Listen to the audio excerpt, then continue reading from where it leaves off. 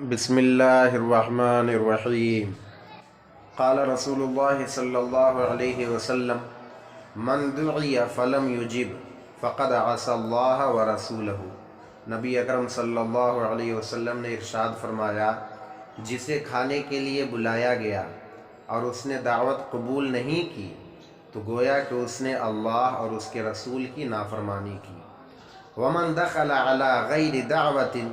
دخل سارقا وخرج مغیرا، اور جو شخص بغیر دعوت کے کسی کے یہاں چلے جائے اور کھانا کھائے تو وہ چور کی طرح داخل ہوا اور لٹیروں کی طرح نکلا۔ یعنی کہ دعوت کے قبول نہ کرنے پر جو نافرمانی کی وعید سنائی گئی ہے، اس کی وجہ یہ ہے کہ دعوت قبول کرنا یہ حضور نبی اکرم صلی اللہ علیہ وسلم کی سنت مبارکہ ہے۔ تو جو دعوت قبول نہیں کر رہا ہے گویا کہ وہ حضور کی سنت کو ترک کر رہا ہے، اور اس میں جس مسلمان نے آپ کو دعوت دی ہے اس کی دعوت کو اگر آپ قبول نہ کریں تو اس کی دل شکنی ہے، اور مسلمانوں کے دلوں کو جوڑنے کا حکم دیا گیا ہے، ان کے دلوں کو توڑنے کا حکم نہیں دیا، بلکہ صاحب تفسیر روح البیان نے تو دل کو توڑنے کو کعبے کے ڈھانے سے تعبیر کیا ہے۔ ہاں، اگر کوئی ایسے خارجی امور ہو، کوئی دیگر وجوہات ہوں جس کے بنا پر اس کی دعوت کو قبول نہ کرنا ہی اچھا ہے، یا شارع علیہ السلام سے کوئی ایسی حدیث وارد ہو یا حکم ہو کہ اس ٹائپ کے لوگوں کی دعوت قبول نہ کرنی چاہیے، جیسا کہ دوسری حدیث میں ہے کہ المتباریان لا یجابان، ضدی دکھاوے کے لیے ایک دوسرے سے بڑھ کر فخر و مباحات کے طور پر دعوت دینے والے لوگوں کی دعوت قبول نہ کی جائے۔ ولا یؤکل طعامہما، اور ان کے کھانے کو بھی نہ کھایا جائے۔ اس طرح کی اگر بات ہو، یا دوسری حدیث میں ہے کہ نہا رسول اللہ صلی اللہ علیہ وسلم عن اجابت طعام الفاسقین، فاسق لوگوں کی دعوت پر بھی جانے سے اللہ کے رسول نے منع فرمایا ہے۔ تو اگر کوئی شخص اس کیٹیگری میں آتا ہے کہ فخر و مباحات کے طور پر دعوت کرتا ہو، یا فاسق ہو، یا حرام ہی صرف اس کے پاس ذریعہ ہے معاش کا، تو ان لوگوں کی دعوت کو قبول نہ کرنا یہ اللہ اس کے رسول کی نافرمانی نہیں ہوگی، بلکہ یہ ثواب کا کام ہوگا اللہ کے رسول کے حکم کے مطابق۔ اگر دو لوگ دعوت دیں تو کن کی دعوت کو قبول کرنی چاہیے؟ تو اللہ کے رسول صلی اللہ علیہ وسلم نے فرمایا، ان رسول اللہ صلی اللہ علیہ وسلم قال اذا اجتمع الداعیان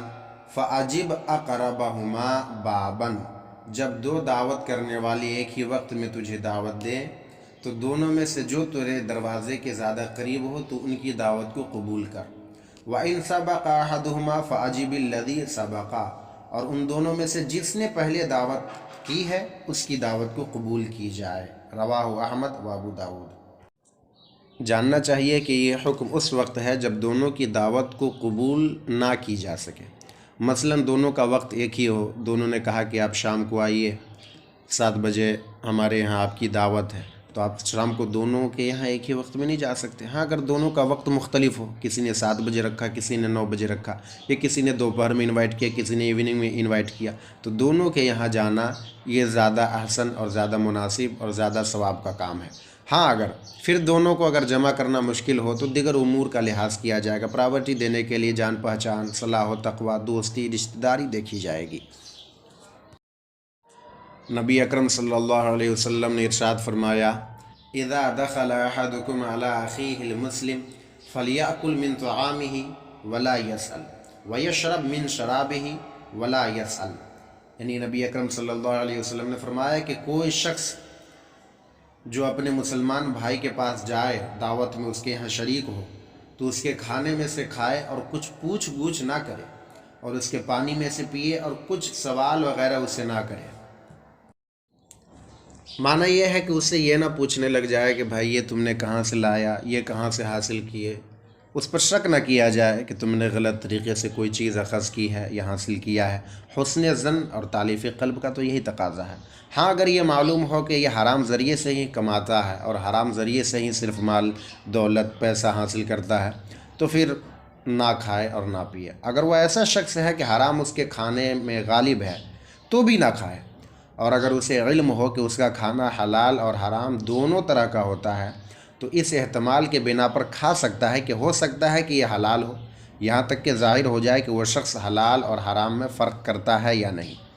اور ظاہر سی بات ہے نص میں بھی وارد ہے کہ مسلمان وہی کھانا دوسروں کو کھلاتا ہے اور پلاتا ہے جو اس کے نزدیک حلال ہو۔ ان المسلم لا یطعمہ ولا یسقیہ الا ما هو حلال عندہ،